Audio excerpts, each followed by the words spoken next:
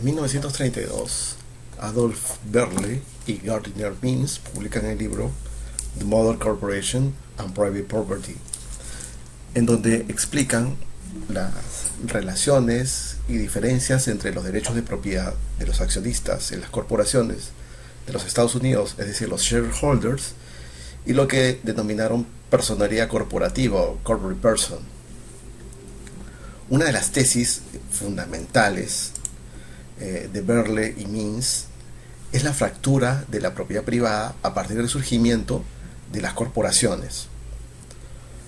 Así pues, esos autores explican que las leyes que regulan la propiedad privada a fines del siglo XIX e inicios del siglo XX han promovido un crecimiento de la empresa basado en la separación de propiedad y control, de tal forma que no es necesario que los propietarios asuman el control de la empresa para alcanzar sus objetivos, que son generar riqueza. Y tampoco es posible hacerlo cuando la propiedad de la misma se difunde entre muchos accionistas. La propiedad de por sí no otorga control, ya que la administración de la propiedad puede ser delegada a otros agentes, como por ejemplo los gerentes. Los autores provocadoramente hacen una crítica destemplada a este hecho, señalando que se ha destruido aquella unidad que anteriormente se llamaba propiedad, porque se ha dividido en lo que ahora se llama propiedad nominal, con la respectiva pérdida de poder.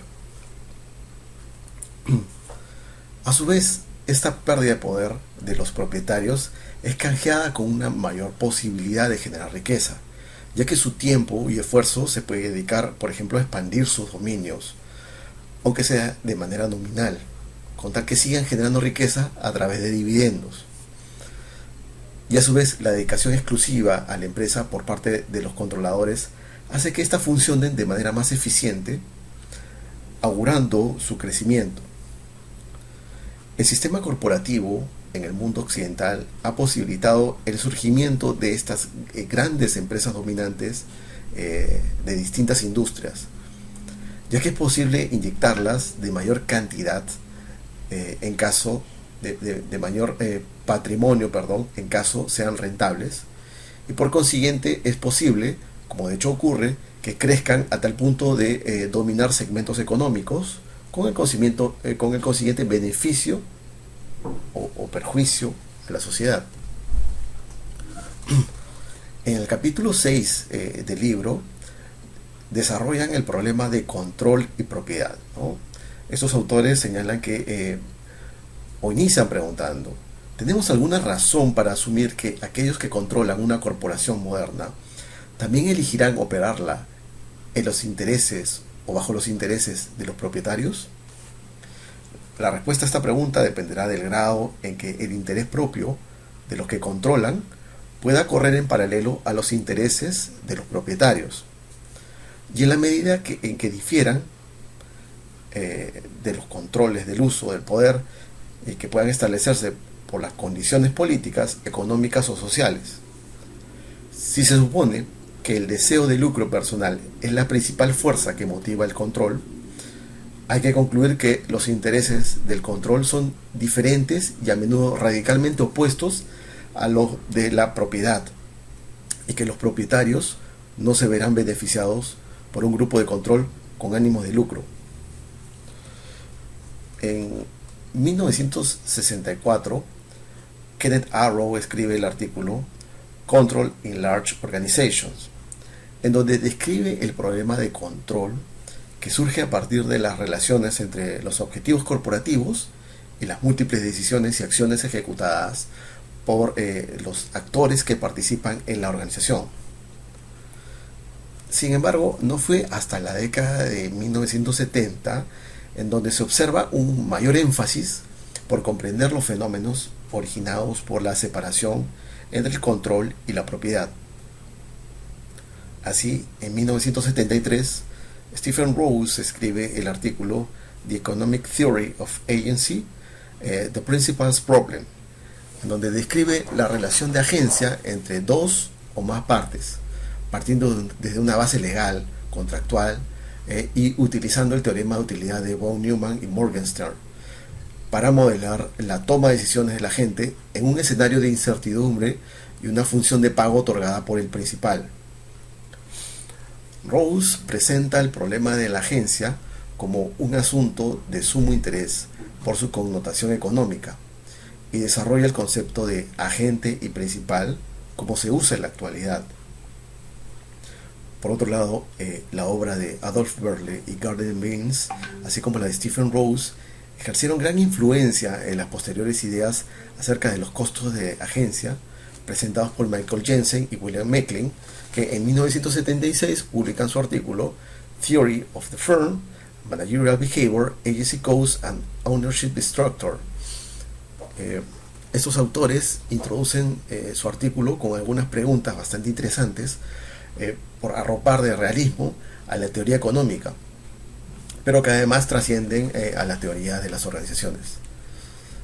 Entre estas preguntas destacan: ¿por qué un empresario o gerente de una empresa que tiene una estructura financiera mixta, compuesta por deuda y capital, elegirá un conjunto de actividades determinado para la empresa de tal forma que el valor total de la empresa sea inferior al que se obtendría si este fuera el único propietario, pero además asumiera el control de la empresa, ¿no? Independientemente de si la empresa opera como monopolio en condiciones de competencia perfecta? Bueno, hay una respuesta racional a este dilema, ¿no? Kenneth Arrow presenta una visión simplificada de la organización, inspirado, creemos, en las ideas de Richard Sayers y James March, aunque Arrow no cita a ningún autor dentro de su artículo, en donde esta se compone de un grupo de individuos. La organización, decimos, ¿no? Se compone de un grupo de individuos que tratan de alcanzar sus objetivos particulares, pero también los objetivos comunes de la organización. El problema de control en las grandes organizaciones surge porque, al ser precisamente grandes organizaciones, se componen de una mayor cantidad de agentes que interactúan entre sí y cuyas acciones y decisiones dependen a su vez de las acciones u omisiones de otros agentes, pero también de sus propias acciones, que pueden estar a su vez alineadas o no con los objetivos comunes de la organización. El problema radica en diseñar un sistema de control que permita alinear las acciones de todos los agentes en concordancia con el objetivo organizacional. Para ello se debe entender el control organizacional como el mecanismo que se compone de dos tipos de instrumentos, ¿no? Por un lado tenemos las reglas operacionales, en donde se instruye a los miembros de la organización en cómo actuar, ¿no? De manera rutinaria. Pero también tenemos las reglas de cumplimiento, o las llamadas enforcement rules, que tratan de persuadir y guiar, ¿no? El cumplimiento de normas más generadas derivadas de instrumentos de gobernanza que son más complejos y que no es posible rutinizar. Bueno, el perfeccionamiento de las leyes que regulaban a las empresas a inicios del siglo XX catalizaron la expansión de formas de gobernanza organizacional en donde se atiza la distinción entre la propiedad y la gestión o el control.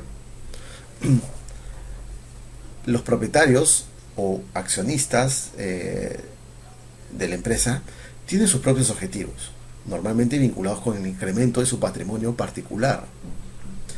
Estos aportan financiamiento a la empresa a través del capital social, ¿no? En el patrimonio, el mismo que les da el derecho de disfrutar de las riquezas generadas por la empresa. Las regulaciones a fines del siglo XIX e inicios del siglo XX permitieron que la composición del capital social sea cada vez más variado y extendido en la sociedad. De esta forma, cualquier persona era libre de adquirir una participación de cualquier empresa, ¿no? En virtud a contratos perfeccionados por estas nuevas leyes.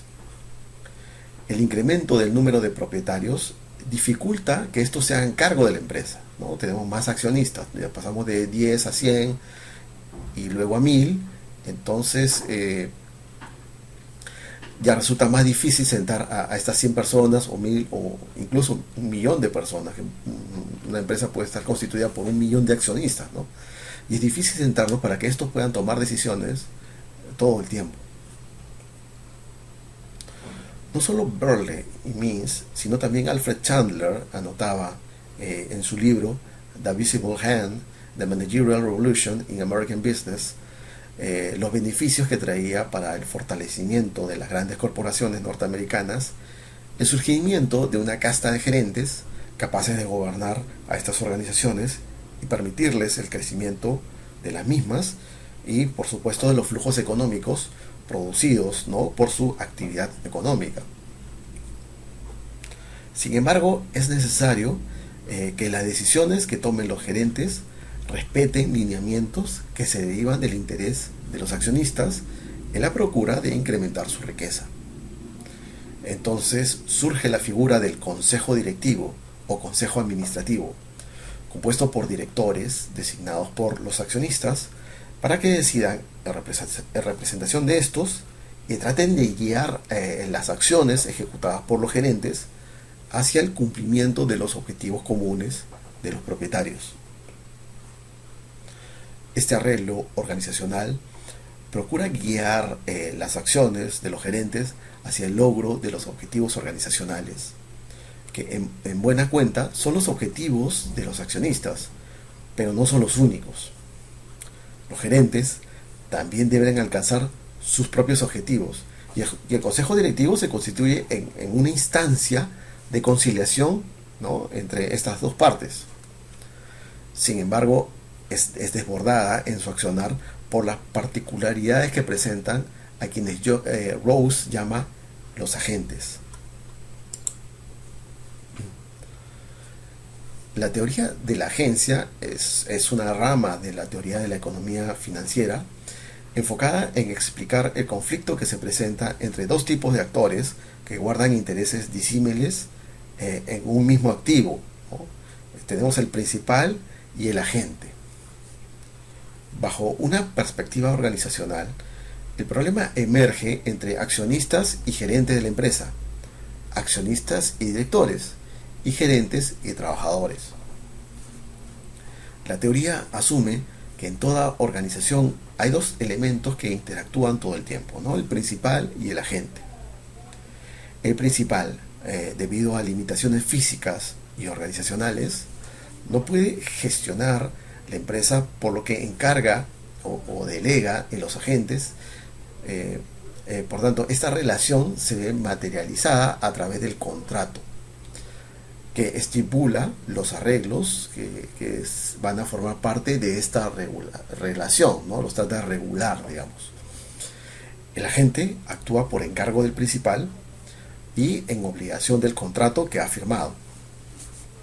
Sin embargo, este arreglo es insuficiente, ¿no?, según la teoría, para asegurar que se cumpla a cabalidad con el interés del principal.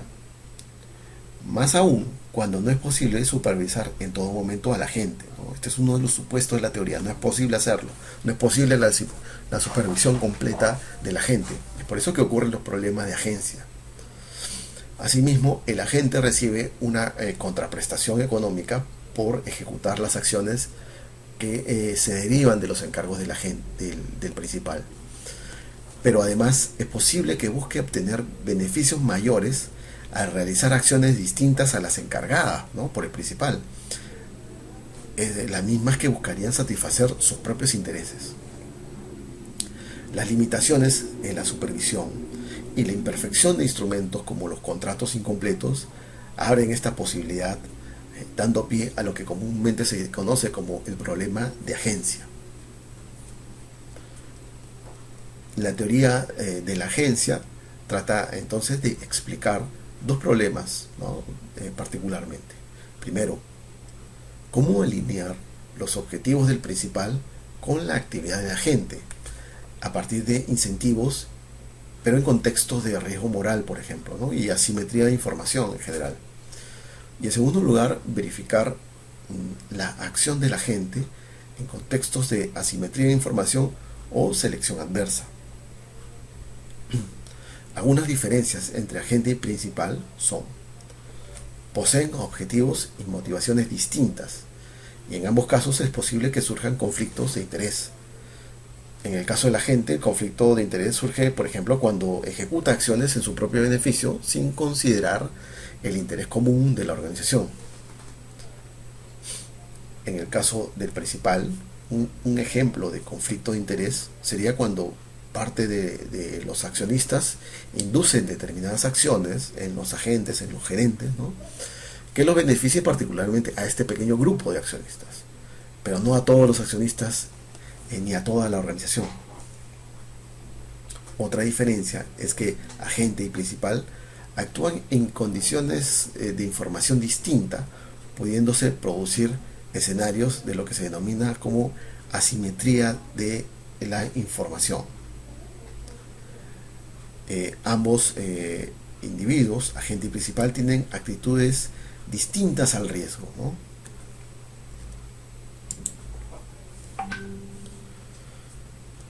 El problema de agencia se resume en dos aspectos clave. Por un lado tenemos la divergencia entre los intereses del principal y el agente. Aquí encontramos dos posibles situaciones.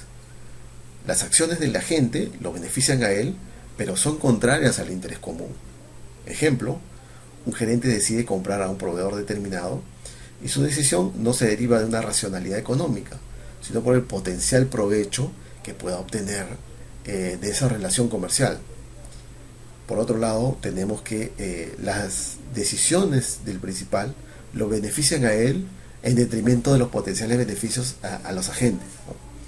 Ejemplo: cambios en las condiciones laborales, explotación laboral, suspensión de labores, ¿no?, suspender la relación contractual para no perjudicar el ejercicio económico de la empresa, y su potencial capacidad de entregar dividendos a los accionistas, pero a costa de dejar sin empleo temporalmente a los trabajadores, ¿no? Este es un problema un poco más complejo, pero vaya que la teoría de la agencia aborda parte o elementos que puedan ayudar a dilucidar ese tipo de problemas. El segundo dilema o problema se resume como resulta costoso para el principal verificar que las actividades del agente concluyan con el interés común. Por ejemplo, el principal otorga un premio al agente superior al esfuerzo desplegado por este, ¿no? Entonces no sabe si es que realmente el agente lo merece o no. La relación agente-principal puede extenderse en toda la organización. Así, es posible verificar relaciones agente-principal en las instancias organizacionales más elevadas, en donde, por ejemplo, el principal es el cuerpo de accionistas y el agente sería el consejo administrativo.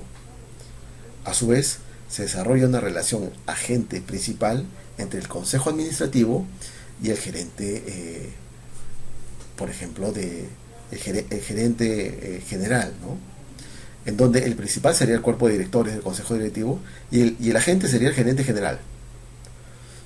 Luego también se observa una relación agente-principal entre el gerente general y, por ejemplo, el gerente de recursos humanos, o el de ventas, o el de finanzas.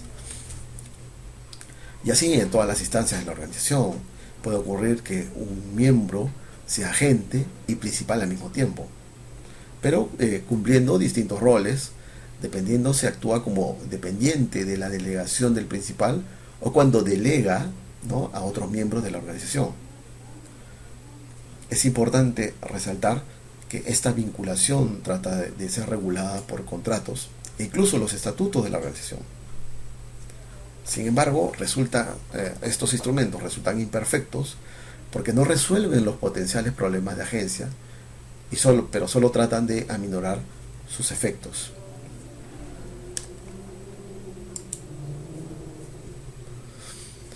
Hay un elemento fundamental para entender el contexto de la relación agente-principal y del problema que se genera a partir de esta vinculación, ¿no? Este es la asimetría de la información. Cuando un miembro de la relación tiene más información que el otro, bueno, pues estamos hablando de asimetría de la información. Esta situación de información asimétrica puede producir a su vez dos problemas fundamentales.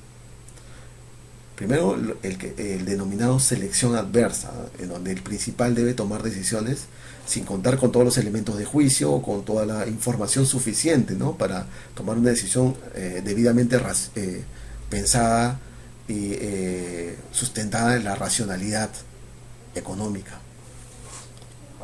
Y luego está el riesgo moral, ¿no?, cuando el agente saca provecho de la relación de una forma que transgrede normas éticas e incluso legales.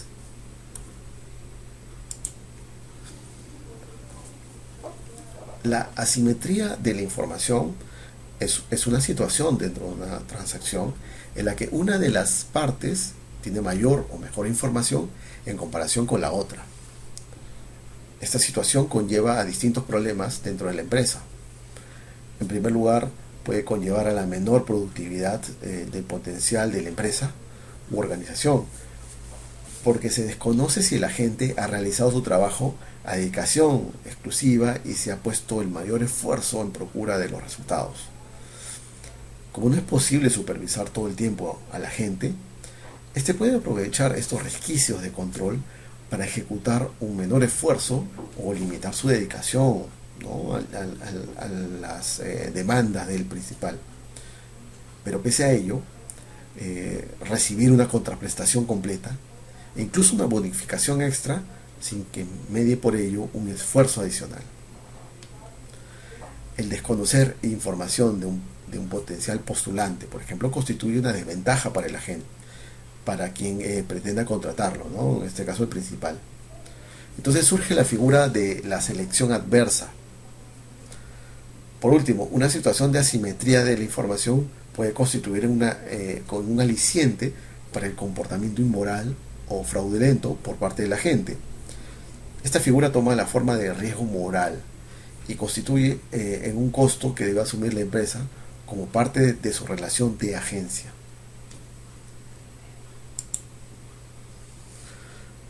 Un ejemplo de asimetría de la información ocurre cuando el principal tiene que premiar un incremento de los ingresos por ventas, pero no sabe cuánto de ese incremento se debe a la habilidad del gerente, ¿no?, y cuánto a factores exógenos.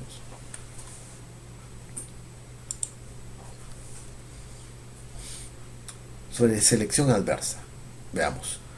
En 1970, el economista George Akerlof escribe el artículo The Market of Lemons, Quality, Uncertainty and the Market Mechanism, en donde discute sobre cómo la calidad de bienes transados en mercados competitivos puede deteriorarse en presencia de asimetría de la información.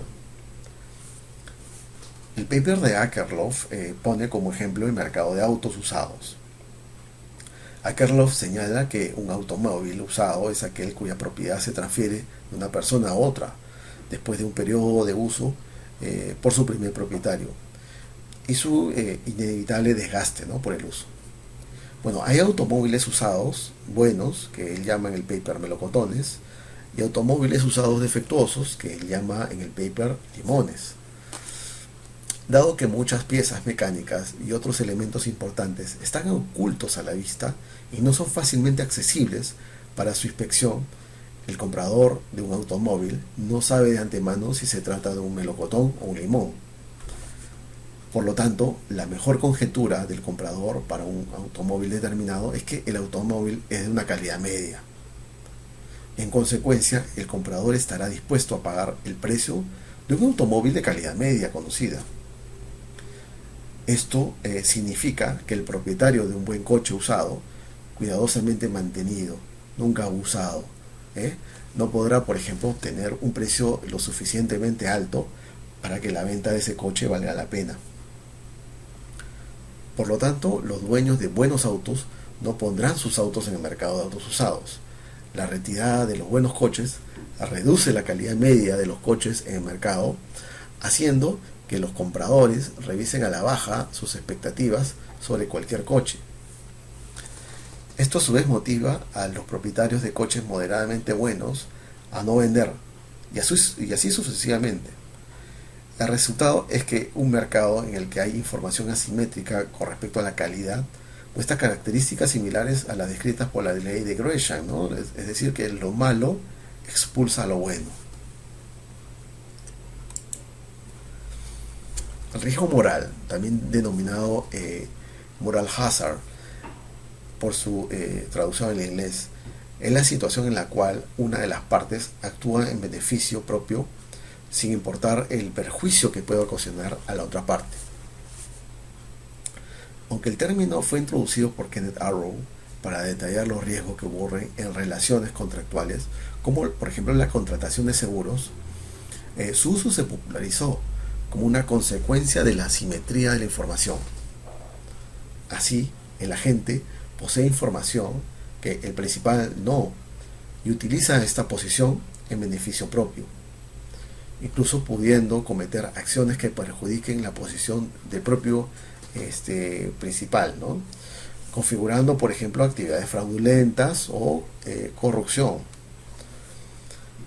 Entonces, cuando un individuo, por ejemplo, posee información asimétrica y los demás individuos no tienen forma de cotejar lo que se dice, ¿no? Entonces se incurre en riesgo moral. En el caso de los seguros, Arrow los ejemplifica como la actitud menos prolija de quien posee un seguro, sin importar si perjudica a la compañía de seguros. Cuidará menos de su salud o del activo asegurado, ¿no? Por ejemplo, conducirá con menor cuidado su vehículo porque tiene la seguridad que el seguro lo protege contra siniestros. Pero si no tuviera el seguro, sería más cuidadoso al conducir porque asumiría los costos de un posible siniestro.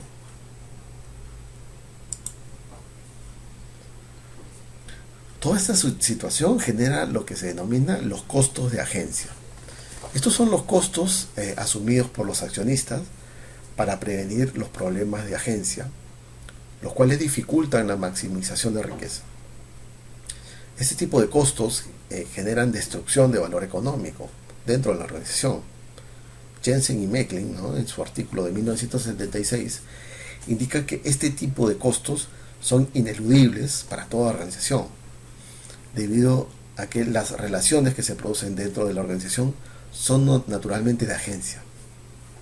Bueno, estos se dividen en costos directos e indirectos, ¿no? Los costos indirectos de agencia son la pérdida de oportunidad por no ejecutar inversiones riesgosas, por el miedo de los agentes a perder su posición. Dentro de los costos directos se tienen a los costos de incentivación o los denominados bonding costs, ¿no? Que esto es el uso de recursos monetarios y no monetarios para motivar o incentivar a los agentes a alcanzar objetivos propuestos por el principal. Aquí se incluyen compensaciones monetarias distintas al sueldo fijo del agente, bonos, etc., ¿no? Los costos de supervisión o monitoring costs son aquellos que se derivan de la regulación de la relación agente-principal y que buscan verificar o monitorear que las acciones de estos se alineen a lo dispuesto por el principal. El tiempo que dedica un gerente, por ejemplo, en verificar lo que hacen los subordinados es parte de los costos de este tipo. Y por último tenemos la pérdida residual o residual loss, que son las ineficiencias generadas por el desacoplamiento entre el interés del principal y el agente.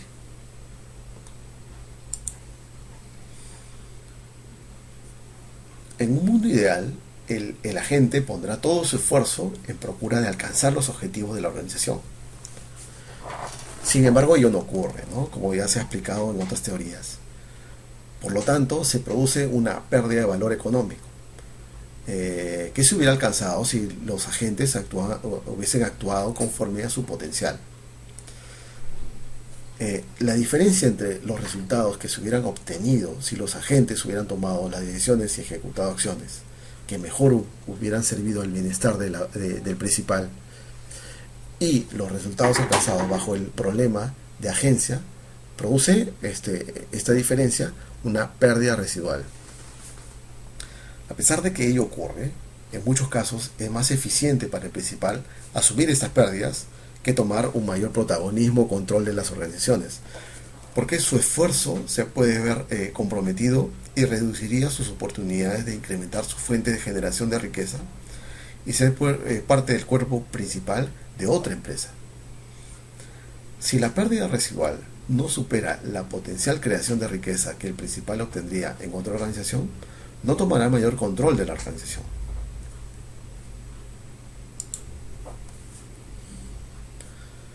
Bueno, a raíz de los escándalos como el caso de Enron, ¿no? Recientemente la empresa Wirecard, se ha profundizado en la regulación de las empresas para reducir los efectos de la asimetría de la información para los accionistas y el potencial riesgo moral. Para ello se ha establecido leyes nuevas como la Sarbanes-Oxley, por ejemplo en Estados Unidos, o la promoción de iniciativas de buen gobierno corporativo que traten de inculcar una mayor transparencia en la gestión del negocio, de tal forma que los accionistas puedan reducir los costos de agencia y tomar mejores decisiones de inversión. Estas regulaciones incluyen las auditorías independientes, que también están en entredicho, pero también la adopción de principios como el de transparencia, el compliance o la incorporación de elementos novedosos, como el denominado oficial de cumplimiento, que es una suerte de monitor de lo que sucede en el interior de la empresa. La legislación peruana actualmente incorpora dentro de las funciones de la Superintendencia de Bancos y Seguros a la unidad de inteligencia financiera, ¿no? Pero que la labor del oficial de cumplimiento debe estar debe conjugar, ¿no? Con las alertas que pueda dar, ¿no? También agentes externos como el SBS, como habíamos mencionado, para informar a los responsables de la empresa, sea el directorio o la gerencia general, de cualquier posible contratación de bienes o servicios que sea inusual. El oficial de cumplimiento se encarga, por lo mismo, en velar porque no se realicen transacciones dudosas. Tiene la potestad de solicitar la identidad de sus clientes habituales o no, solicitar antecedentes de todo tipo de dichos clientes para hacer la investigación y considerar si la operación es sospechosa de acuerdo al reglamento de la Unidad de Inteligencia Financiera en el Perú. Bueno, muchas gracias.